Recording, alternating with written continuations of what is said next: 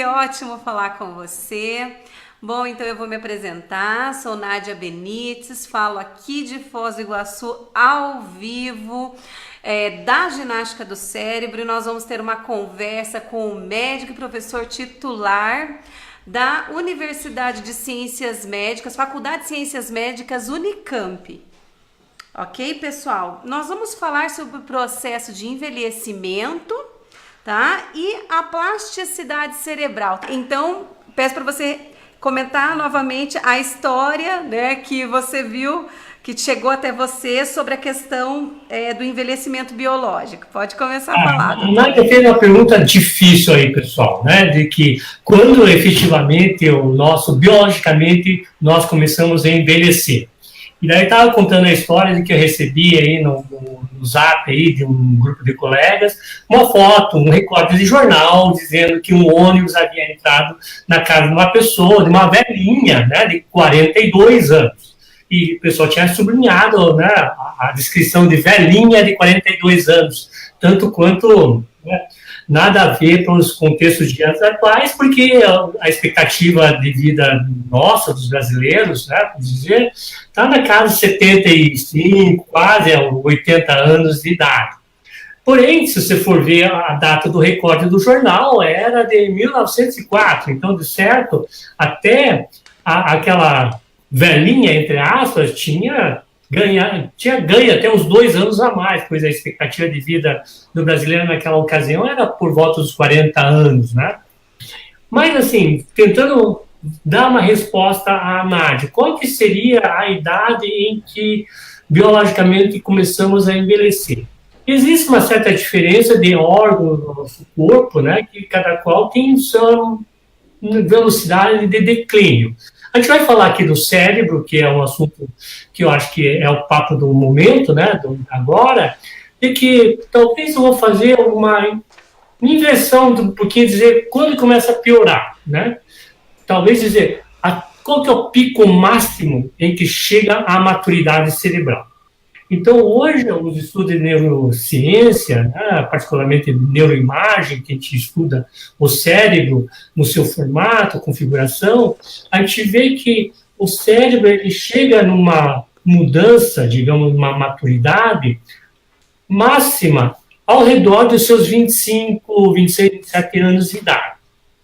E dali em diante, digamos, ela começa a platô e começa a ter as perdas progressivas ao longo do tempo. Isso é bastante interessante, né? Por quê? Porque essa velocidade máxima digamos, de maturação, ela também é um pouquinho diferente para as pessoas.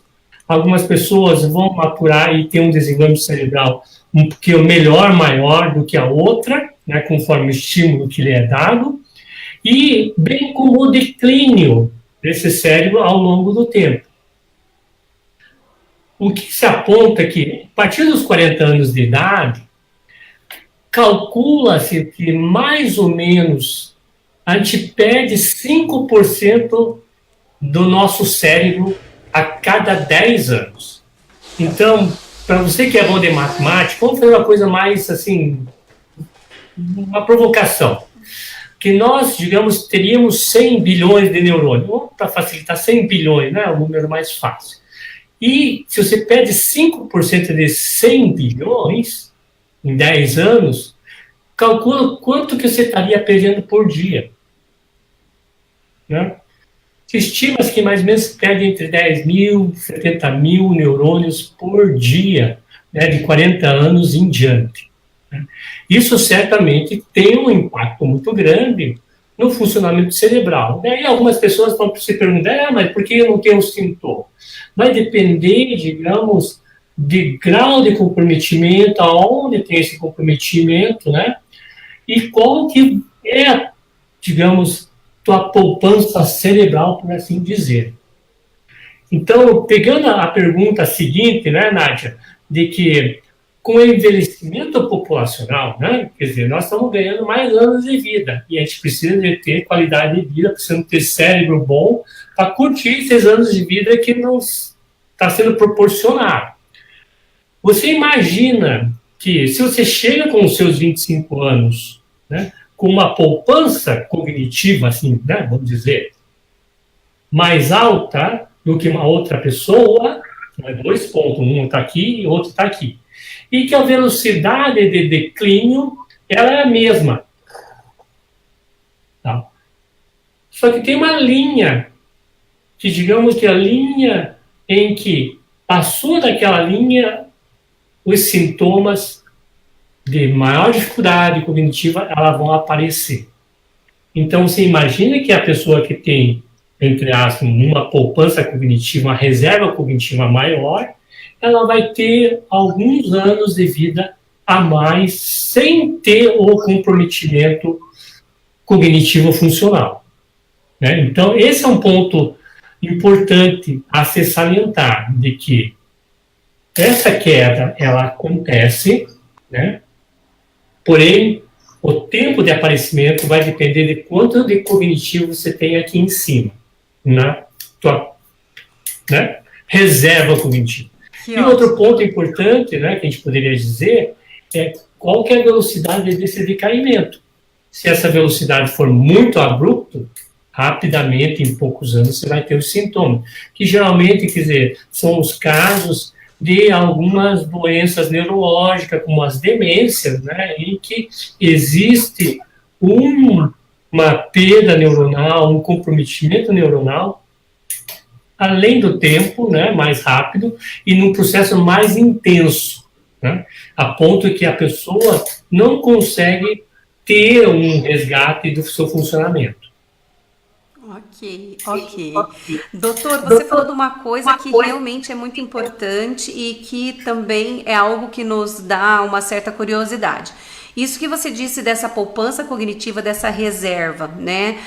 O que nós podemos fazer? Existem atividades específicas que você possa, assim, dizer que realmente ajudam a minimizar os efeitos deste processo de envelhecimento ou até mesmo prevenir?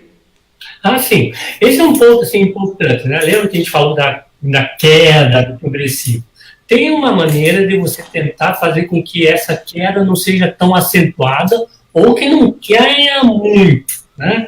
Então, tem várias evidências no campo de pesquisa que apontam para isso. Então, número 1, vamos pegar se você é jovem, né, tal, né, tá na tua adolescência, certamente, se você fizer atividade física, fazer sua atividade, digamos, cognitiva, ler, etc., isso vai te dar uma reserva cognitiva melhor, sobretudo a atividade física. De 25 anos em diante, digamos, vamos pegar de 40 anos em diante, né, tal. Quais são os pontos importantes? Atividade física é importante, né, que é um grande indutor, digamos, de neurogênese, nos estudos experimentais, quer dizer, você consegue produzir mais neurônios, consegue produzir melhores conexões, ele libera uma série de substâncias que podem potencializar esse fenômeno que a gente chama de plasticidade. Quer dizer, plasticidade é um termo muito usado, digamos, no campo de neurociências, para o pessoal de pesquisa, de que nada mais é que é um estímulo que induz uma determinada mudança no cérebro, né? Então, o cérebro é uma estrutura muito moldável.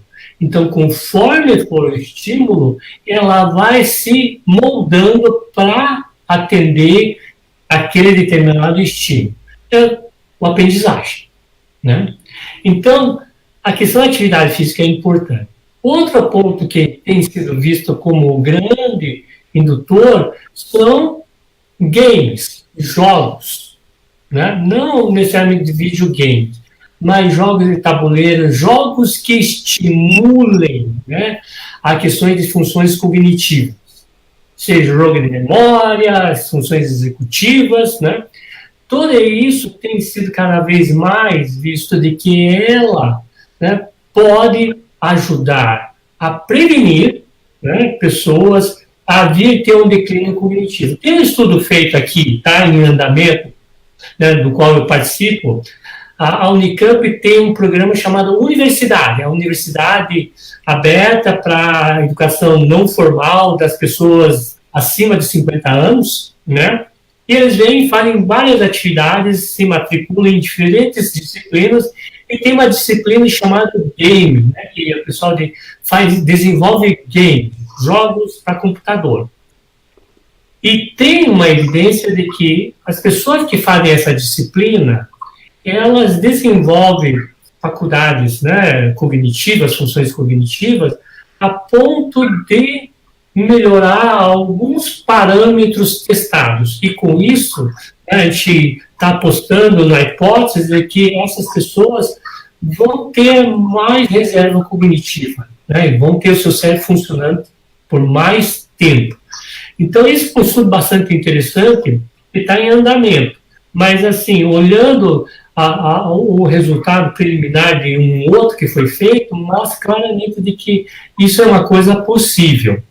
Outra coisa que pareceu bastante interessante, além dos jogos, dos games, né, tal, de atividade que você induz a pessoa a pensar, a provocar, tal, é a questão de dança. Parece incrível, né? Por que dança seria interessante? Dança é uma boa atividade aeróbica, né? Para quem dança sabe. Mas a dança requer também que a pessoa tenha uma série de coordenação, localização espacial. E mais interessante de todo é que dança é um evento social. Social. As atividades sociais, cada vez mais a gente vê que ela é um agente, quiser, é um mecanismo de proteção, né? Então, sobretudo, as pessoas de idade que muitas vezes ficam reclusas, né? Por N razões, a reclusão, né, ela é muito deletéria para o cérebro. Então, nós somos seres sociais, é necessário ter um ciclo social ativo, acolhedor, né, e estimulante, né? Para quem vive em umas famílias grandes e tal, isso acaba sendo um caso. Entretanto, nem todos, né? Cada vez mais a gente vai estar vendo famílias de núcleos bem pequenos, cada vez menores, né? Então, as pessoas acima de 50 anos precisam ver o seu ciclo social. E tem até um estudo que saiu na Harvard um tempo atrás, mostrando claramente isso, de que a melhor maneira de se manter a saúde do teu cérebro é se você tem alguém que você possa contar com ela, né? Esse fator de proteção, de ter alguém cuidando de você, é um ponto de alívio importante. Aí que eu faço uma outra pegada. A questão de estresse, né? Algumas coisas que são bom no sentido negativo. O estresse, ele vai no sentido negativo.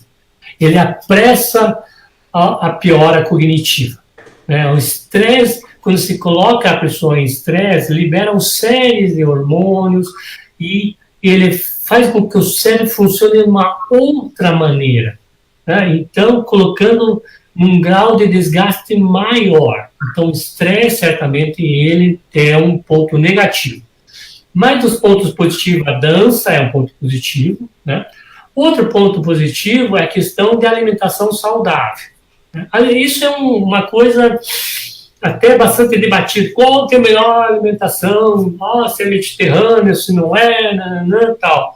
Eu acho que está em aberto ainda. É um campo que eu acho que ainda vai vir, né, várias respostas interessantes.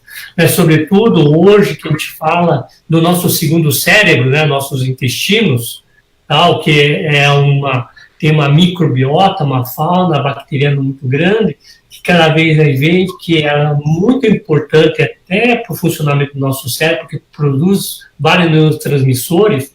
Talvez a alimentação seja a base para que você tenha uma fauna rica. Mas um ponto importante, independente da alimentação de qual você escolher, é importante você escolher aquelas em que tenha menos processos que levam à inflamação, né?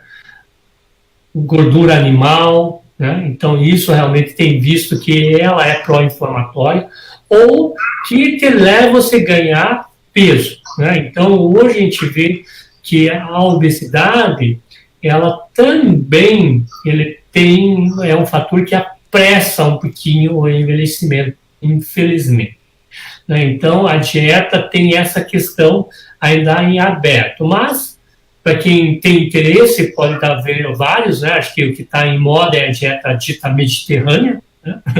Então, pode ver se isso realmente vai dentro do paladar do indivíduo.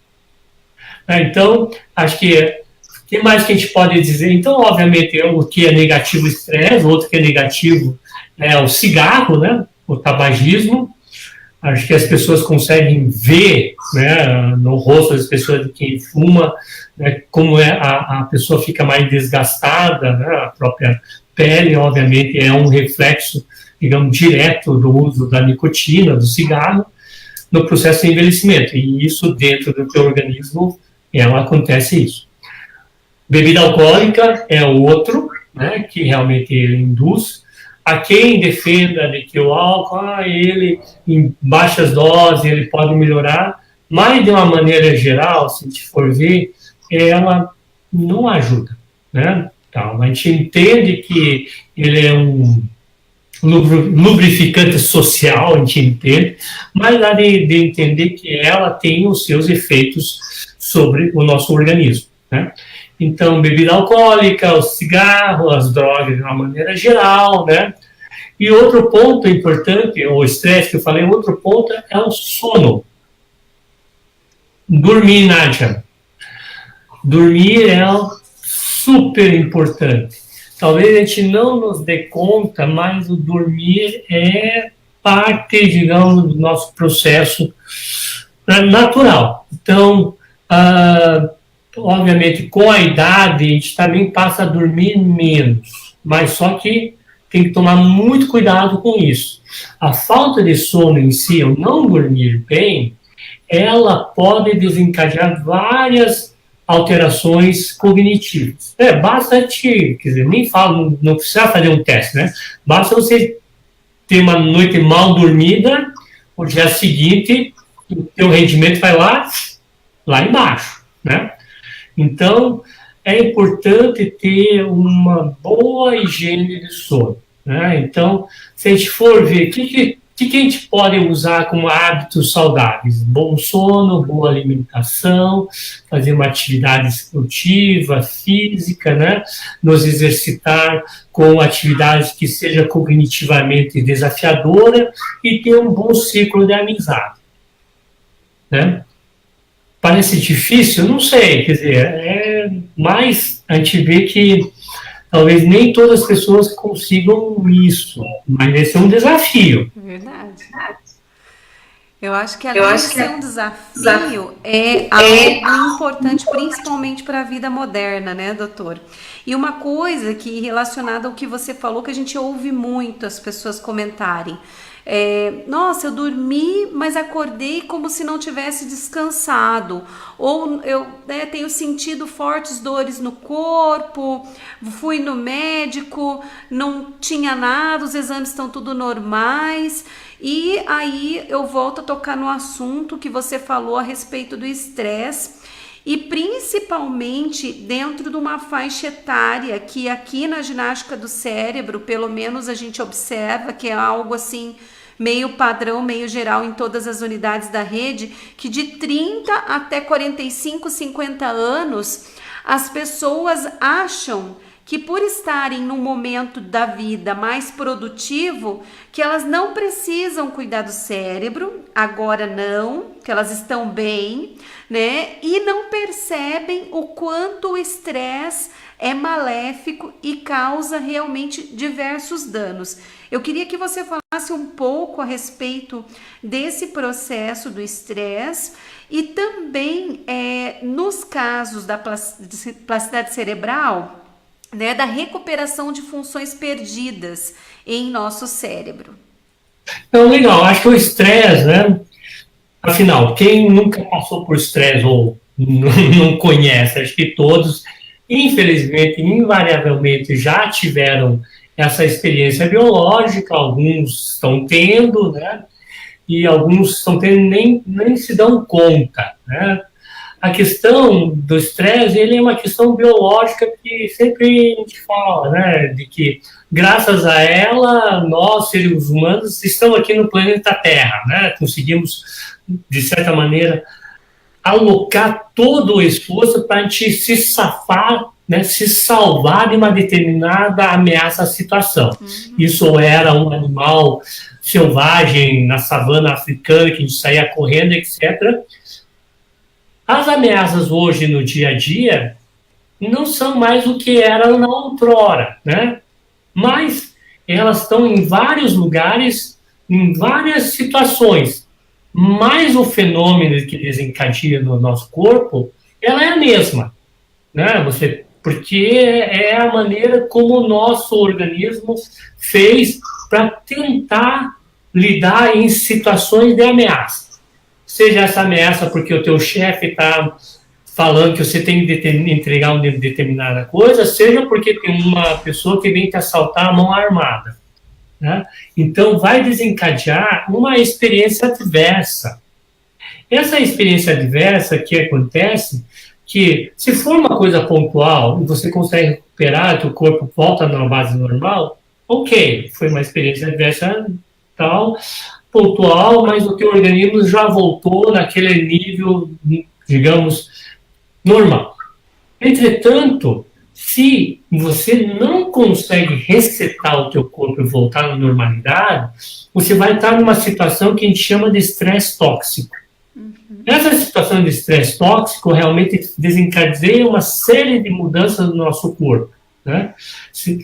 Pressão alta, né? Taquicardia, né? E nosso cérebro, ela começa a funcionar de uma maneira bem simples, no sentido de que é um modo de sobrevivência. Então, ele meio que rouba a energia de outras redes cerebrais que são importantes para a gente ter um pensamento crítico, funções executivas em ação ou criatividade.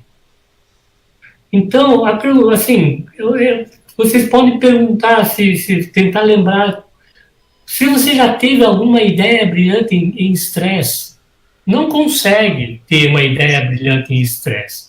Porque no estresse você está simplesmente recrutando redes cerebrais para você sobreviver. E essas redes mais superiores de abstração, de criatividade, né, de planejamento, de trazer um plano B, elas não estão sendo ativadas, elas estão subativadas, estão desligadas. Então, para digamos, os jovens de 35 a 40 anos, sobretudo, é preciso entender de que, né, a tua energia, capacidade de fazer, ela muitas vezes acaba compensando, né? Tem mais gás, por assim dizer.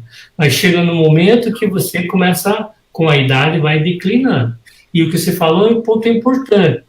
É como lidar com essas situações, né? Porque é preciso saber lidar com essas situações, de desligar e investir no teu funcionamento cerebral.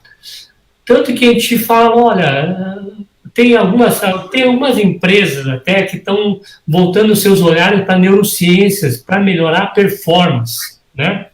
Então, eu escutei falar que lá no Google, né, eles assinam um contrato que a pessoa tem que dormir, né, porque sabem que dormir é importante no processo do funcionamento cerebral, né? Outro é o que você precisa ter o quê? Um ambiente desprovido de estresse, mais livre, libertário que seja, para você ter ideias, né, desenvolver outras habilidades, né? Então, se você for ver essas empresas ditas mais moderninhas, né, ele tem uma configuração, né, um layout que sai daquele negócio de uma cadeirinha só, uma escrivaninha e tal, tudo tipo os gaiolinhas, né? É uma coisa mais ampla, tal, que você possa sentir um pouquinho mais livre e elaborar seus pensamentos.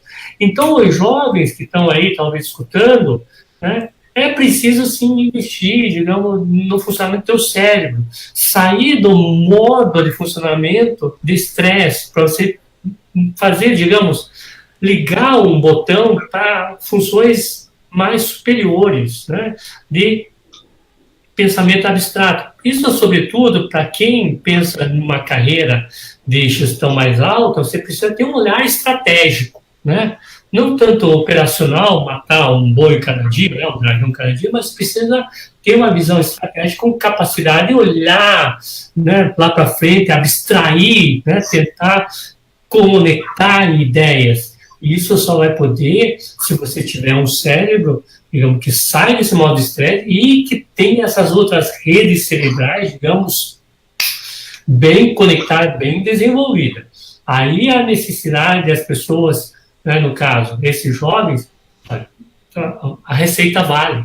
Tem que malhar, alimentação saudável, né? Tem que ter um tempo para si, né? Existe um termo chamado ócio criativo, né?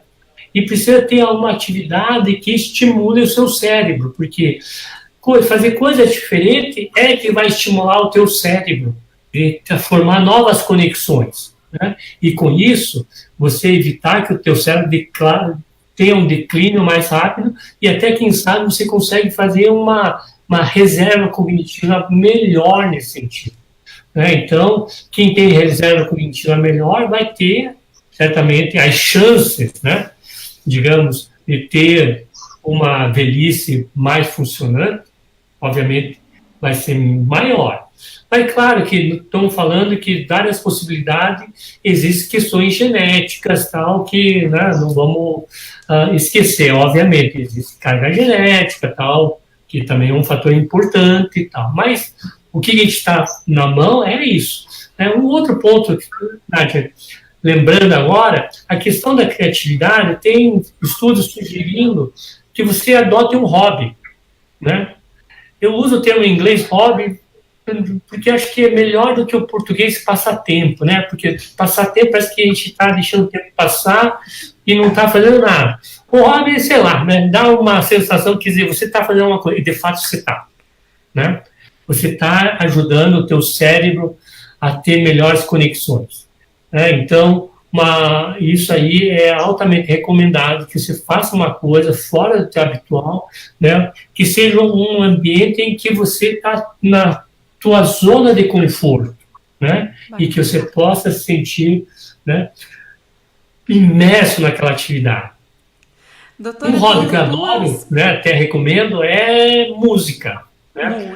Tocar algum instrumento. E tocar instrumento, ele tem várias vantagens. Né? Uma é que realmente você recruta várias regiões do teu cérebro. Né? Se você cantar junto ainda, nossa, daí é uma mega memória, atividade, né, cerebral que você vai ter. Uma sinfonia do cérebro. Bacana, doutora. E além de trabalhar a memória, né? Nós temos aqui duas perguntas. Uma é da IDD Conte. Ela está perguntando sobre as falhas de memória. Né? O que você poderia falar sobre isso? E tem uma pergunta da Jaqueline Tomás Fisch sobre a correlação da plasticidade cerebral e o Alzheimer. Eu sei que não é a sua especialidade, né? Mas o que você puder, alguma coisa que você puder falar a respeito, a gente agradece. Vamos pegar, então, a questão de falha de memória. Ia falar, qual que é a pergunta mesmo? Não. Então, brincadeira à parte, acho que a questão de falhas de memória, né? Então, tem que pensar em qual tipo de memória que a gente está falando. Tem várias, tem a memória de que você faz um determinado procedimento, tipo andar de bicicleta, que seja, né? Que é de performance, ou a memória rápida de que eu peço para você, Nádia, lembra de 3 frutas, maçã, abacaxi e manga, né, tal. E daí 5 minutos eu volto a perguntar para você, tal, você guarda essas frutas aí, tal. Ou uma memória lá do passado, né, de quando você morava em determinado lugar, com 15 anos, X, tal, mas longo prazo. E geralmente as pessoas têm uma queixa mais de memória, digamos, aí, imediata. Esqueci uma coisinha que ia fazer aqui agora, tal. As razões são inúmeras, né? E a preocupação das pessoas, será que já estou com sinal de Alzheimer, tal? O alemão está vindo aqui para me abraçar, tal? Olha, de uma maneira geral, até um colega meu falou, se a pessoa tem essa preocupação, certamente não é Alzheimer, né? Então não é. A cabeça tá boa ainda. Tá bom. Então tem essas questões, vai desde a questão de desatenção, né, que a pessoa tem, né, com a coisa, não prestou atenção, ou se distraiu com alguma coisa, né, e assim por diante vai. Mas é claramente de que essas alterações, elas vão se acentuando com o tempo, né, vão se acentuando com o tempo, né. A maneira de tentar contornar isso, cada um vai usar de um método, né? Ou seja, anotar, né, em papel, o que vai fazer uma lista, etc, etc. Né? Não tem uma fórmula mágica para isso, né? Então, cada um vai ter que encontrar uma solução para si, né? Qual que é melhor. Até, de repente, quem tiver aí uma dica ou como faz, acho que seria legal as pessoas que estão escutando compartilhar, né, seus pontos de vista, né? Tá? Então, essa é a questão de como essas falhas podem ocorrer. Então, muitas vezes, a falha decorre em situações também, digamos, de estresse. Uma noite mal dormida, o dia seguinte começa a ter essas falhas, porque o teu funcionamento acaba não estar, digamos, dentro do ótimo, né? Então, vai ter essas falhas, digamos, de você buscar essa informação em um dado momento. Creio que também com relação à pressão, né, doutor? Às vezes, nas vésperas de uma prova ou durante uma avaliação, um vestibular, um concurso, acontecer as falhas, né? Relacionadas também ao processo emocional, o sistema límbico, né? Exatamente. A questão da rede de estresse, que ela rouba tanta energia que não consegue deixar que as outras redes, que são importantes você puxar a informação ou faça uma determinada associação, tem. É o famoso deu branco, né?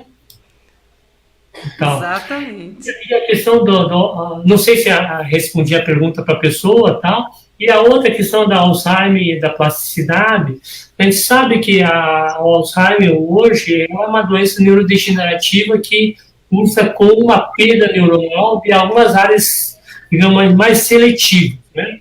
Sobretudo em regiões hipocampais, mas não exclusivamente lá, e acaba envolvendo na sua progressão outras regiões do cérebro, né? E assim, a questão é essa perda neuronal que se tem, essas conexões. A plasticidade, ela não necessariamente esteja comprometida, mas que a perda é tão mais acentuada do que a capacidade do cérebro em fazer a regeneração. Quer dizer, o cérebro tem uma capacidade de, digamos, fazer pequenos remendos, assim por dizer, remendos que eu falo, né? O exemplo é que a gente aprende alguma coisa todo dia, né?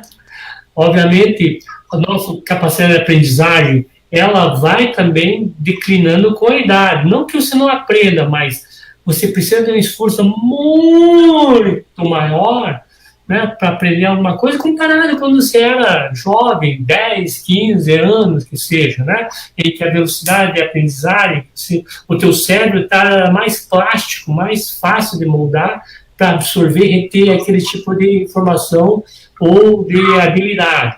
Enquanto que na idade de 50 anos, essa capacidade ela é muito mais baixa, você requer que você treine mais. Então, para recuperar alguma determinada função que perdeu, certamente existe, né, o que a gente chama de atividades de reabilitação, né? Vai depender de qual que é o grau de comprometimento que a pessoa teve. Alguma coisa é possível que a gente consiga recuperar, mas isso, novamente, nesse campo de medicina regenerativa, né, de reabilitação, ela tem trazido algumas coisas interessantes, né? Por exemplo, sobretudo os pacientes que tiveram um acidente vascular cerebral, do AVC, né? Então, o paciente com AVC, se você fizer um estímulo tal mais rápido, em termos, consegue até recuperar a parte motora, né? E é interessante, a gente observa em paralelo a atividade que era puramente motora, para recuperação motora, também recupera a função cognitiva. Então, existe um ganho também de outras, né, faculdades, outros domínios, digamos, de funcionamento cerebral. E tem aparecido evidências de que o uso de estimuladores, né, elétricos, né, uma estimulação elétrica transcraniana, ela pode fazer mudanças de plasticidade e ajudar nesse processo de recuperação. Então, tem estudos mostrando isso, de que a atividade transcraniana, né, elétrica, cortical, que é a baixa voltagem, junto com essas terapias mais convencionais, como fisioterapia ou terapia ocupacional, ela faz com que a pessoa recupere mais rápido. E tem até estudos mostrando isso para aprendizagem, né? De que conforme for o tipo de estímulo, se consegue melhorar ou apressar a velocidade da aquisição de aprendizagem do cérebro. Então, nós estamos vendo que existem outras maneiras de, a gente fala, de hackear o cérebro, né? Esse, assim, até nós aqui da Unicamp participando de um estudo, foi um ex-aluno meu de pós-doc, Alexandre Ocano, ele está agora na ABC Paulista, ele fez um estudo interessante. Ele pegou pessoas que faziam ciclismo profissional e estimulou com esse aparelho elétrico, né, a cabeça dele, supostamente o cérebro, então, com o intuito de mudar a percepção dela quanto ao cansaço, né? Quanto ao cansaço. Então, o resultado final é impressionante, de que as pessoas que foram estimuladas, elas ficavam mais tempo pedalando, porque eles percebiam que estavam menos cansadas. Elas conseguiam ir mais longe. E até nosso trabalho foi reconhecido numa revista Nature, né, uma das principais revistas de ciência mundial, fazendo uma reportagem com citação nesse artigo sobre a equipe de esqui de inverno americano, que a equipe de esqui olímpico americana, eles estavam usando esse tipo de tecnologia, né? No sentido de que a gente sabe que atletas de alta performance, né, os olimpianos, aqueles milissegundos fazem diferença entre uma medalha de ouro, de prata ou de bronze, né? Então, até no editorial, eles colocam assim, será que nós estamos inaugurando uma nova modalidade de doping elétrico? Só, né, para você ver, porque é um estímulo extra que o outro não faz, né? Não faz. Mas, assim, quer dizer, acho que a ciência, a neurociência, vai estar apontando algumas outras coisas, né? Uma coisa que o pessoal sempre pergunta, tem algum remédio que eu posso melhorar o cérebro? Então, não tem, né? Eu sei que várias pessoas acabaram usando aqui, mas o ponto final, nesse momento, de que não existe nenhuma substância, né, medicamentosa farmacológica que possa dar um boost, digamos, nas funções cognitivas. Ele pode modular, digamos, o grau de consciência no sono, tal, etc., mas não quer dizer que a pessoa fique mais esperta, né? Então, tem algumas profissões que você não pode dormir, que você tem que realmente ficar acordado. Então, piloto de jato, né, de militares, né, tal, eles usam algumas medicações para se manter acordado. Porque você dormiu, já pensou que aquele avião cai, são bilhões e fora o desastre que se tem.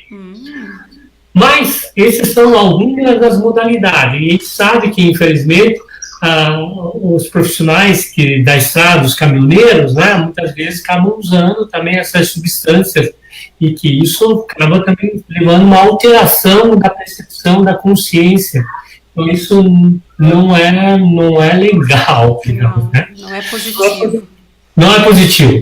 Tá? Mas voltando assim, né, talvez para o público que esteja aqui, esteja mais interessado, a questão da plasticidade, é entender que o cérebro, né, ele é uma estrutura bem plástica, ela tem as suas janelas, digamos, em que ela é mais propícia a mudanças e alguns momentos em que ela não tem tanta mudança, né? Então é preciso entender essas janelas claramente. A gente vê que nos primeiros 2 anos, há uma profusão muito grande da arborização, digamos, sináptica do cérebro. De 2 anos até os 25 anos, existe um refinamento, um recorte, né, o que a gente chama de podas neurais, né? E esse cérebro, então, vai amadurecer até essa idade. Então, você vai ter as faculdades melhores, né, desenvolvidas, e obviamente, aquela história. Né, o adolescente se mete em rascada porque o cérebro dele ainda não está totalmente preparado, sobretudo a região aqui do lobo frontal, que é o último digamos, a maturar, né? E ela é uma região muito importante para a questão social, de julgamento, moral, é o freio, né? É o freio. Tanto que tem aquela expressão que talvez você deve escutar, o cara desfrontalizou, perdeu o alvo frontal e começou a fazer um monte de besteiras, tal, né?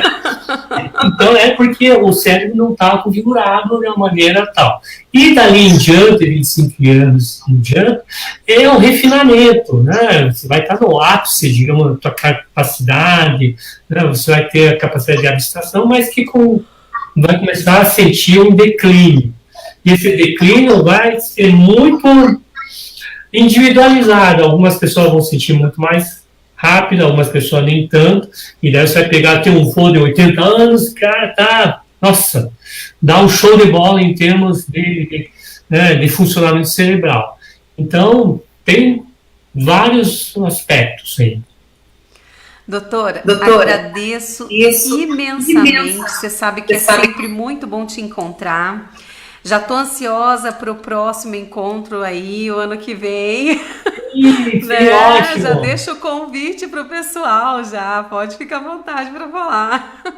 Não, então, a Nádia, ela, né, nós temos uma amizade, né, que começou do evento que a gente organiza todo ano com a Sueli, né, Sueli Adécio, que é a organizadora de um evento chamado Neuroeducação, né, para a inclusão escolar, né, 360 graus, a gente faz um termo amplo, porque a gente vê que precisa ter diferentes olhares, e para que a gente possa debater sobre, digamos, a questão da inclusão, a questão da aprendizagem, né, usando como a base a neurociência. A gente vê que a neurociência ela tem trazido muitos conhecimentos, e esses conhecimentos sobre o funcionamento cerebral, a gente acredita que ela possa ser utilizado, né, sobretudo para educadores, para, digamos, colocar como algo a mais na sua prática, né? Então, acho que invariavelmente, para todos nós que queremos melhorar a função cerebral, a gente precisa entender, para começar, o cérebro. Então, esse é um evento que a gente organiza todo ano. E, obviamente, ano que vem nós teremos, né? Eu não sei a data ainda, Nádia, mas daqui a pouco a Sueli já vai postar, né, a data certinho, e fica aqui o convite para as pessoas aqui que estão nos escutando para ficar atento à data desse próximo evento no ano que vem.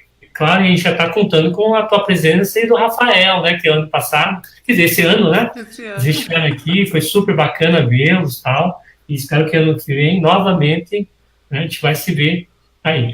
Mas, olha, eu achei que esse tipo de formato de bate-papo é legal, né? Se de repente a gente tiver outras oportunidades, eu estou à disposição para a gente conversar mais, Nádia, tá bom? Doutor, muito obrigada. O nosso grande orgulho é você estar fazendo essa união entre a medicina e a educação, entendendo a importância de estarem juntos, de estarem caminhando nas mesmas direções e apoiando sempre aí o nosso trabalho. Então, agradeço de coração, especialmente também a presença de todos que puderam estar assistindo, né? Eu acredito que isso vai ser uma prática comum aqui dentro da nossa rede. Você pode ter certeza que outros convites virão. Doutor, muito obrigada, tenha um excelente dia e manda um beijo para todos aí da Unicamp. Eu darei, um abraço, Nádia. Tudo de bom, tchau, tchau.